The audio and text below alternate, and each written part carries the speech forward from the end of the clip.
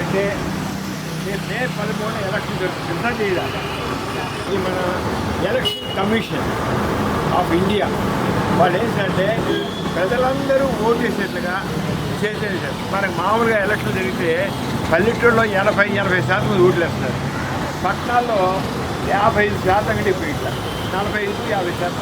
మన హైదరాబాద్లో ఎలక్షన్ జరిగినప్పుడు కూడా 40% ఓటు వేస్తారు. అంటే పల్లెటూరులో ఉన్న వాళ్ళకి చైతన్యం ఉందా ప్రజాస్వామ్యం గురించి, పట్టణాల్లో ఉన్న వాళ్ళకి ఎక్కువ చైతన్యం ఉందా? ఓటు అనేది దేనికి వేస్తున్నాం? మనం ఎవరిని ఎన్నుకుంటామో, ఎలాంటి వాళ్ళని ఎన్నుకుంటామో వాళ్ళని బట్టి మన నియోజకవర్గం బాగుంటుంది, మన రాష్ట్రం బాగుంటుంది, మన దేశం బాగుంటుంది. అంచేత మన ప్రజాస్వామ్యాన్ని పటిష్టం చేసుకోవడం కోసం ప్రతి ఒక్కరు అంటే ఓటు అనేది ప్రతి ఒక్కరి బాధ్యత. ఓటు వేయడం అనేది ప్రతి ఒక్కరి బాధ్యత, అవునా కదా? అది బాధ్యతగా తీసుకోండి, సరదాగా కాదు. అర్థమైందా? రేపు మే 13 మన రాష్ట్రంలో ఓటింగ్ జరుగుతుంది. అది ఎన్నికల పండగ, ప్రజాస్వామ్య పండగ. ప్రజాస్వామ్య పండగ అంటే మన దేశాన్ని చక్కగా భవ్యంగా తీర్చిదిద్దుకునే పండగ. మీరు ఎవరైతే మంచి వాళ్ళు అనుకుంటారో వాళ్ళు ఓటేయండి. మనం ఈ ర్యాలీకి అర్థం ఏ పార్టీ కాదు, ఏ వ్యక్తి కాదు, కేవలం మీరు మాత్రం తప్పకుండా ఓటు వేసి తీరాలి. ఈ కార్యక్రమం స్వీప్ అంటారు. స్వీప్ అనేది ఎందుకంటారంటే ఈ systematic voters education electoral participation అర్థం. స్వీప్ అంటే స్వీప్ చేసేసినాడు తుడిచిపారేసింది అంటారు. ఈ అర్థం ఈ స్వీప్ అని కాదు, సిస్టమాటిక్ ఓటర్స్ ఎడ్యుకేషన్. ఓటు వేసే వాళ్ళందరికీ ఒక రకంగా చేతి వచ్చేది. అలాగే ఎలక్టరల్ పార్టిసిపేషన్ ఓటర్ లెక్క పాత్ర ఏం చేయడం చెప్పడం.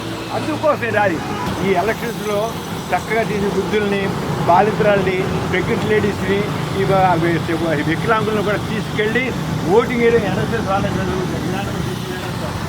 1000 మంది వాలంటీర్స్ని సెలెక్ట్ చేశారు. ఎన్ఎస్ఎస్ వాలంటీర్స్ తెలుసా మీకు?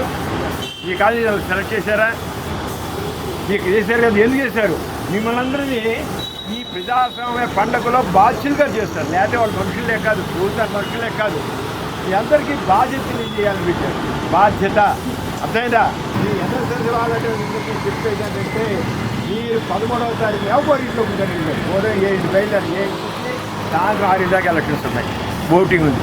మీరు 7 ముందే 5కి వెళ్ళిపోయి మీ ఊళ్ళో వాళ్ళందరినీ ఓటు, ఏ పార్టీకి సంబంధం లేదు, వెళ్ళి ఓటేయండి. తిరిగి వేసేవాళ్ళని అడగండి. ఆ రోజంతా మీ ఎన్ఎస్ఎస్ వాళ్ళకి ఆఫీసర్ గారు అదే బాధ్యత వస్తాం బయట మీ దగ్గరికి, నేను మళ్ళీ వస్తాం మీ దగ్గరికి.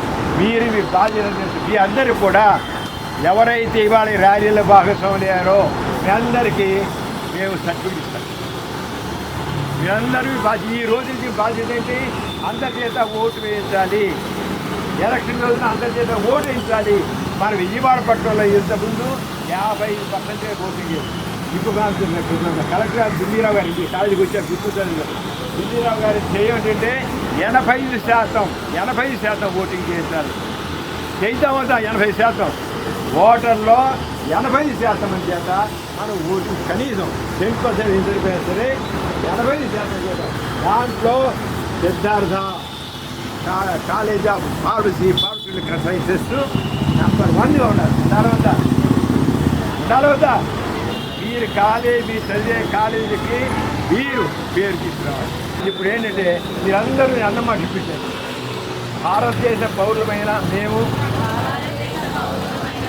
ప్రజాస్వామ్యంపై విశ్వాసంతో మన దేశ ప్రజాస్వామ్య సాంప్రదాయాలను స్వేచ్ఛాయుత, నిష్పక్షపాత, ప్రశాంత ఎన్నికల ప్రాభవాన్ని నిలబెడతామని మతం, జాతి, కులం, వర్గం, భాష లేదా ఎటువంటి ఒత్తిడులకు ప్రభావితం కాకుండా ప్రతి ఎన్నికలో నిర్భయంగా ఓటు వేస్తామని ఇందు మూలంగా ప్రతిజ్ఞ చేస్తున్నాము.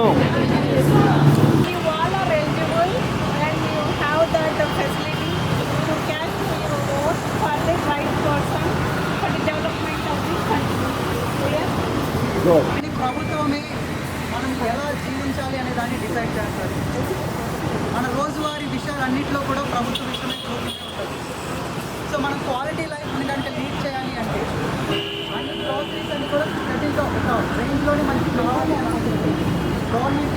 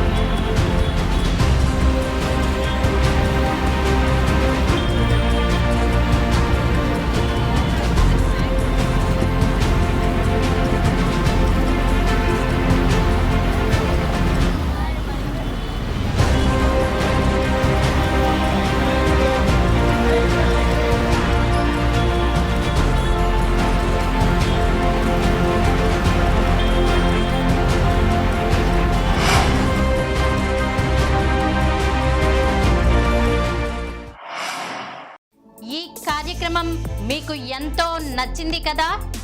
ఇటువంటి మరిన్ని వీడియోల కోసం అనతి కాలంలోనే 20 కోట్ల వ్యూస్ సాధించిన డాక్టర్ సమరం మల్టీ ఛానల్ నెట్వర్క్ సమర్పించు గోరా ప్రగతి ఛానల్కు సబ్స్క్రైబ్ చేయండి, లైక్ చేయండి, మీ ఫ్రెండ్స్కి షేర్ చేయండి.